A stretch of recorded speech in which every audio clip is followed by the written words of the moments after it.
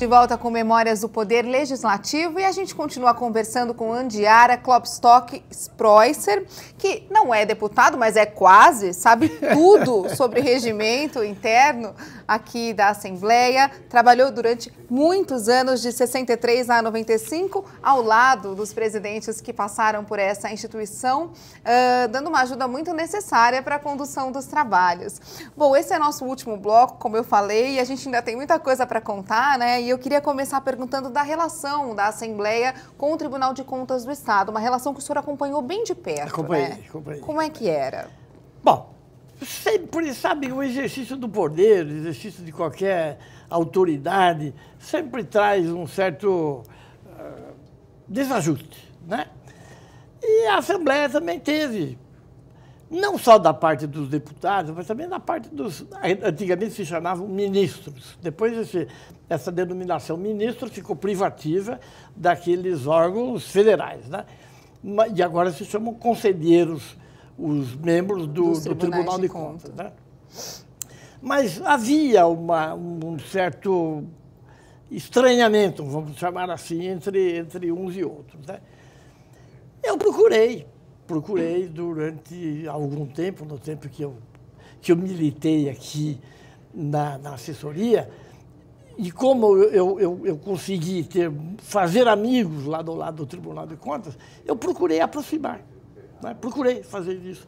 A presidência do Tribunal de Contas com a presidência da Assembleia Legislativa. Sempre procurei fazer isso. Trabalhei nesse sentido, né? Acho que foi benéfico para ambos os lados, né? E acabaram se entendendo, se aproximando.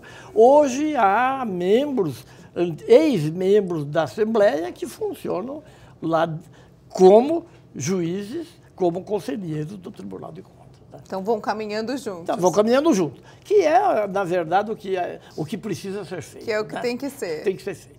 É verdade. Agora a gente estava conversando no intervalo e uma curiosidade minha de saber sempre como é que vocês agiam, né, em momentos inesperados.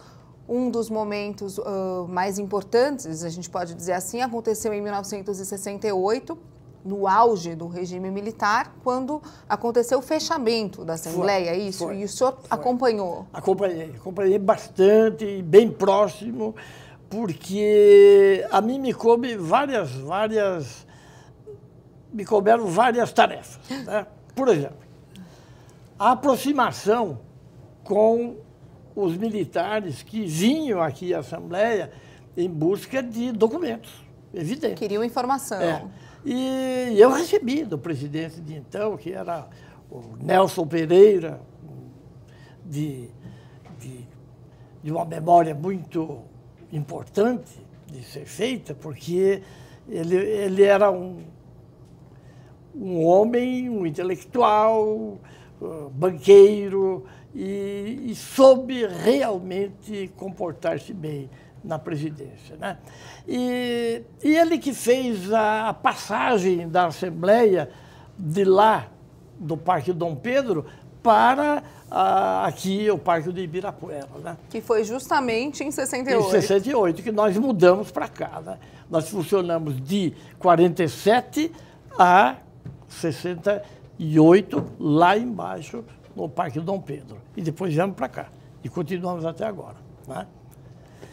E tem muitas passagens, coisas boas, coisas más. O senhor estava contando do fechamento. Foi um momento então, tenso. Eu estava indo com a minha família, se não me engano, era um sábado.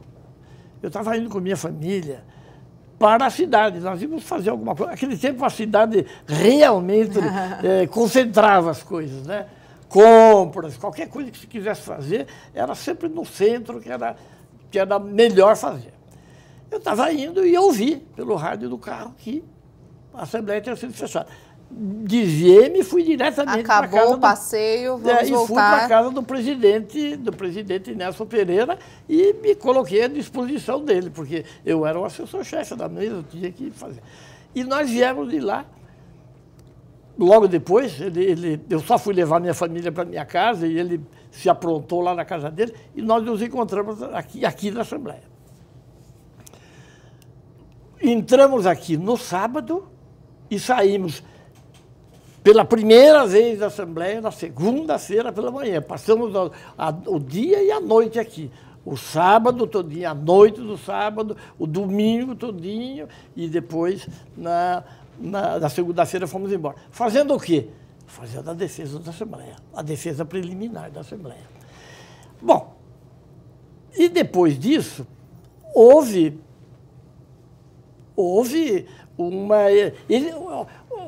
várias exigências do poder militar sobre o comportamento da Assembleia. Uma série de exigências. E a mim me coube fazer a defesa, praticamente toda a defesa perante o poder militar. Vou antecipar dizendo que, felizmente para mim, eu fiz, se não me engano, eram 95 deputados, eu fiz pelo menos 93 defesas. Ah, eram individuais. Quer dizer, esses 93, quando dentre eles precisava de alguma coisa, eu fiz individual. Todos eles e fiz do geral também. Da instituição. Né? Fiz da instituição e fiz dos deputados. 2 só que não fizeram comigo, tinham advogados, o Hélio Digitiar foi um que fez, ele era advogado, ele resolveu fazer, e a deputada Conceição da Costa Neves, que tinha um amigo que tinha um amigo advogado, que era advogado famoso daquela época, mas ela me pediu ainda que eu fornecesse a esse advogado a defesa que eu tinha feito aqui para a Assembleia. Aí eles acrescentou alguma coisa, alguma particularidade que interessava mais para a deputada Conceição da Costa Neves, e assim foi feito. Mas o objetivo era reabrir. Muito bem, muito bem. Então, eu quero dizer com toda a satisfação que nós conseguimos. Ela foi reaberta e a Assembleia não sofreu a punição que se pretendia que ela sofresse no início. Ela continua aberta como espaço... Nós conseguimos não ter, vamos dizer assim, punições para aquilo que eles achavam que eram coisas erradas e que, na verdade, podiam ser justificadas como foram. Como foram. Eu quero lembrar que o ministro da Justiça, na época em que acabou esse processo aqui conosco, era o mestre Alfredo Buzaide, que foi meu professor na Faculdade de Direito da USP, aqui do Largo de São Francisco. E o chefe de gabinete dele era ninguém menos do que o mestre de Direito Constitucional, que é o Manuel Gonçalves Ferreira Filho, até há pouco tempo atrás, o catedrático único da Faculdade de Direito. Muitos deputados que passaram aqui por essa bancada no Memórias contaram para a gente que nesses anos de chumbo a Assembleia era um espaço de liberdade, um espaço raríssimo de democracia, uma ilha, né, isolada ali de democracia num ambiente tão pesado. Os deputados souberam fazer essa ligação com os nossos vizinhos aqui. O Segundo Exército aqui atrás de nós, aqui do lado, né, da Assembleia, e nós convivemos, entendeu? Nós convivemos, os deputados souberam fazer. Por exemplo, eu posso lembrar de um deputado agora, nosso querido amigo, Jacó Pedro Carolo, que hoje está aí na Associação dos Parlamentares. Aliás, ele está intimado a vir dar entrevista aqui para a gente. Estamos esperando. Ele soube fazer a ligação. Outro deputado que soube fazer ligação.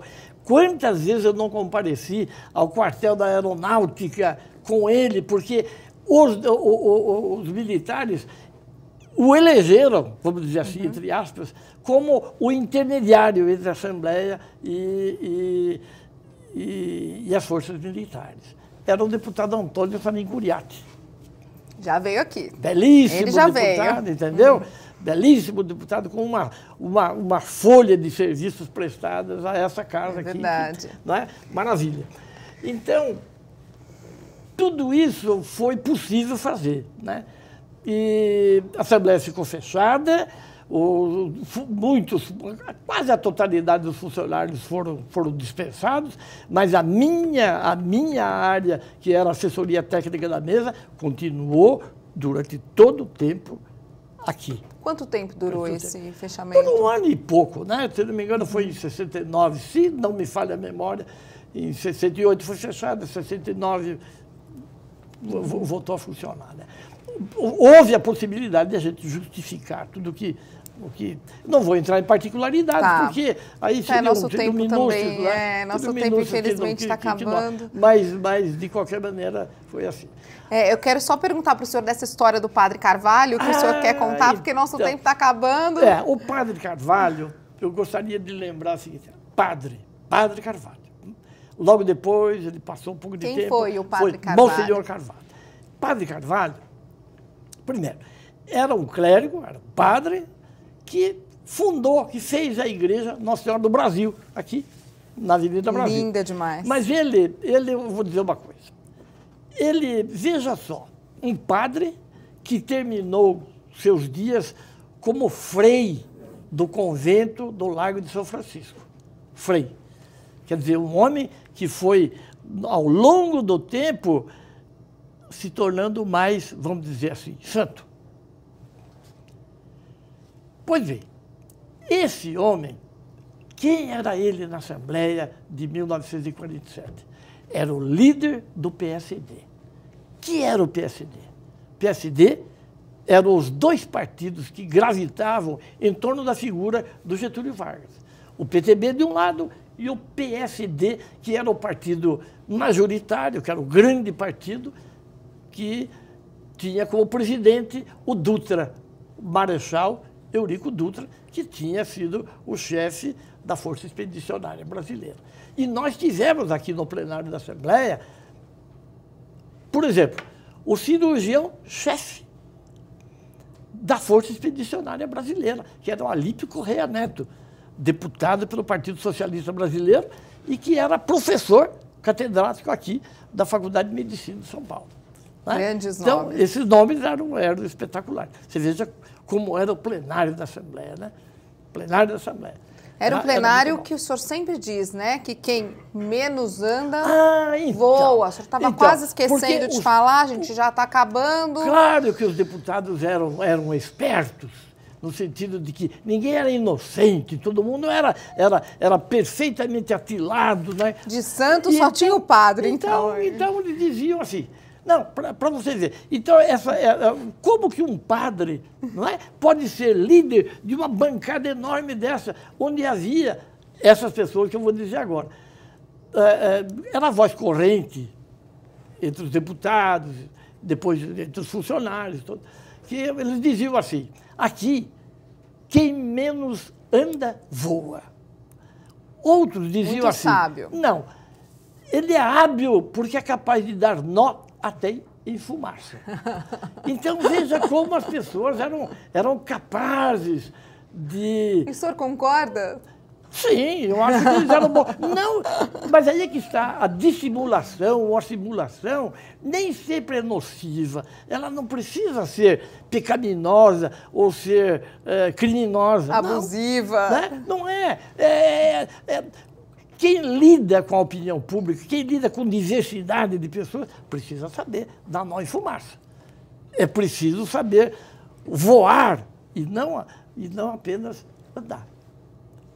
Precisa ter isso. E o Padre Carvalho era exatamente o líder dessa bancada, formidável para se ver. Mas ele era um homem impoluto, bacana. Quantas e quantas vezes eu não fui levar a ele na igreja lá, texto do discurso para ele fazer a correção, para sair publicado no dia seguinte. Foi muitas vezes fazer isso. Senhor Andiara, infelizmente a gente chegou no finzinho do nosso programa. O senhor com 86 anos de idade ainda lembra muita coisa, tem uma memória impressionante. Muito obrigada pela presença, pela ajuda e por todas as histórias que o senhor contou para a gente. Nós também somos um programa que damos nó em fumaça. Muito obrigada. Eu fico muito agradecido e muito honrado de ter participado, especialmente com você. Obrigada. O Memórias volta na semana que vem. Até a próxima e muito obrigada pela sua audiência.